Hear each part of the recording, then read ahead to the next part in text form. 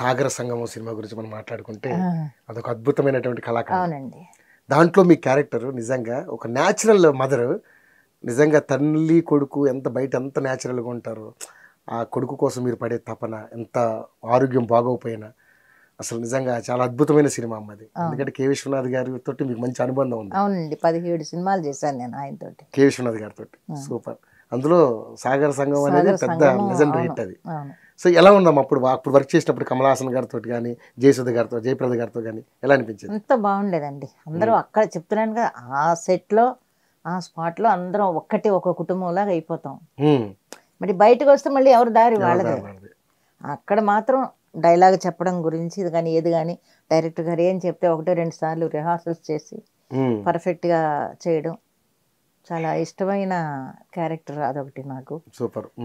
కమల గారు కానీ లాస్ట్లో డెత్ సీన్లో వచ్చి కాళ్ళ మీద పడి ఆడవడం అన్నీ చూసి కొంతమంది హీరోస్ ఏంటి ఈవిడ కాళ్ళ మీద పడ్డం ఏంటనే ఒక ఈగోస్ ఉంటాయి కొంతమందికి. కానీ ఆయన అదేం లేదు, డైరెక్టర్ గారు ముందు చేసి చూపించారు. తర్వాత ఆయన వచ్చి ఆ కాళ్ళ మీద పడి ఆడవడం. ఇప్పుడు ఏం క్యారెక్టర్ వైజ్ గానే చూడరా అలాంటి ఈమె చిన్న క్యారెక్టర్, ఈమె కాళ్ళ మీద మనం ఏం పడేది అది ఇంకా ఊ, అది చెప్పుకుంటుంటే ఎందుకంటే మనం సీన్ అది ఆ సీన్ అలా అవును, చేయలేదు.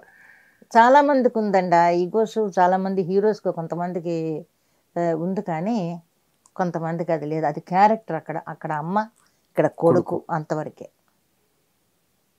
కొంతమందికి ఉందా ఈగోస్.